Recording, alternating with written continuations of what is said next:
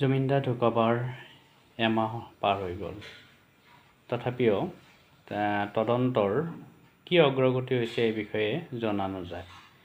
আচলতে ন্যায় পাবনে নাপায় জুবিনদাই এই বিষয়টো এটা বেলেগ বিষয়। সেই বিষয়ত আমাৰ ক'ব লগা নাই। আইনে নিশ্চয় নিজৰ বাট ল'ব। কিন্তু জুবিনদাৰ দৰে এজন আন্তৰ্জাতিক খ্যাতিসম্পন্ন ব্যক্তিৰ মৃত্যু কি ধৰণে হ'ল, তেখেতৰ কিহৰ কাৰণে মৃত্যু হ'ল, স্বাভাৱিক মৃত্যু নে কিছু অস্বাভাৱিক নে কিবা দুৰ্ঘটনা নে বেমাৰ হৈ ঢুকাল নে কি হ'ল, এই গোটেই বিষয়টো আজিলৈকে স্পষ্ট নহ'ল। শাস্তি কাৰ কি হ'ব, দোষী কোন, সেই বিষয়টো আইনে ক'ব। সেই বিষয়ে আমি ক'বলৈ নাযাওঁ। সেইটো আৱেগিক বিষয় নহয়, সেইটো আইনে নিশ্চয় নিজৰ গতি ল'ব। কিন্তু জুবিনদাৰ বিষয়ে আচলতে এতিয়া লাহে লাহে যেন গোটেই ইছ্যুটো এটা বেলেগ ধৰণৰ গুচি যাব খুজিছে। টিভিৰ টক শ্ব'বিলাকত এতিয়া লাহে লাহে দেখি আচৰিত হ'ল যে জুবিনদা আচলতে কোন ধৰ্মৰ, এনেকুৱা ধৰণৰ যেন আলোচনাহে বেছি স্থান পাবলৈ ধৰিছে। এইটো আটাইতকৈ দুৰ্ভাগ্যজনক কথা যে জুবিনদাৰ দৰে এজন ধৰ্মনিৰপেক্ষ বা সকলো ধৰ্মাৱলম্বী মানুহকে সমানে মৰম কৰা, শ্ৰদ্ধা কৰা ব্যক্তি এজনৰ প্ৰসংগত তেওঁ কোন ধৰ্মৰ, এই বিষয়বিলাক আচলতে আহিব নালাগে।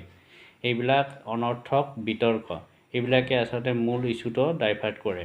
আচলতে জুবিনদাৰ ব্যক্তিত্ব সম্পৰ্কে আলোচনা হোৱাটোহে এতিয়া আমি বিচাৰোঁ। মৃত্যু হৈছে, এইটো স্বাভাৱিক নে অস্বাভাৱিক, নিশ্চয়কৈ তদন্তত ওলাব আৰু আমি আশাবাদী যে নিশ্চয় এটা সঠিক তদন্ত হ'ব।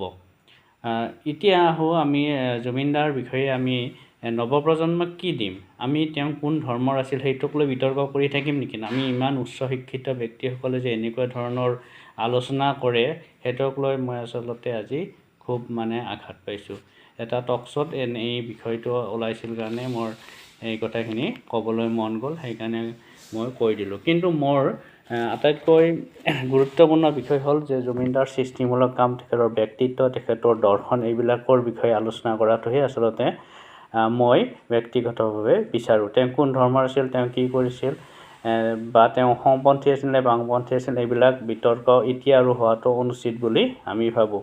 আমি জানো যে তেখেতে অন্যায়ৰ বিৰুদ্ধে কথা ক'বলৈ সাহসী ব্যক্তি আছিল, সেনেকৈ আমি জানো আৰু সেনেকৈ প্ৰতিষ্ঠা হোৱাটো উচিত বুলি আমি অনুভৱ কৰোঁ।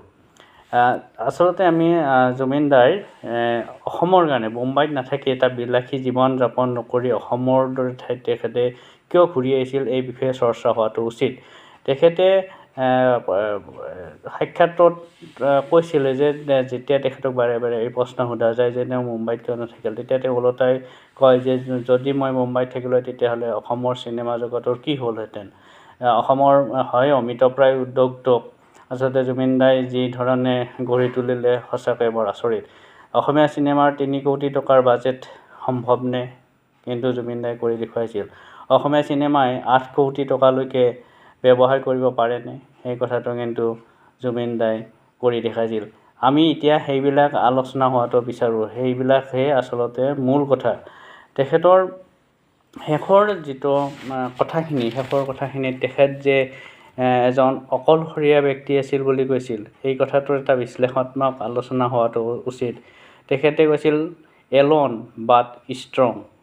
কিমান তাৎপৰ্যপূৰ্ণ আৰু দাৰ্শনিক তত্ত্বৰ কিছুমান শব্দ তেখেতে কৈ গৈছিল, সেই কথাবিলাকৰ আচলতে আলোচনা হোৱাটো আমি বিচাৰোঁ। তেখেতৰ কিছুমান সুন্দৰ সুন্দৰ বাক্য, যেনে মোৰ কোনো মেপ নাই, মোৰ এখন জাহাজ আছে, সাঁতুৰি আছোঁ কিন্তু জাহাজখন পোৱা নাই, মানুহে মোক যন্ত্ৰ বনালে, মই কমকৈ খাওঁ বেছিকৈ খাওঁ।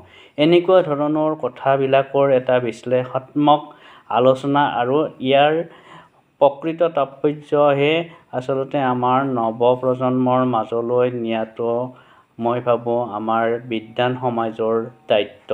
তেখেতে কোন ধৰ্মৰ আছিল, কি আছিল, তেওঁৰ গাত কি টেটু আঁকা আছিল, এইবিলাক কথা আচলতে আলোচনা হোৱাটো অনুচিত।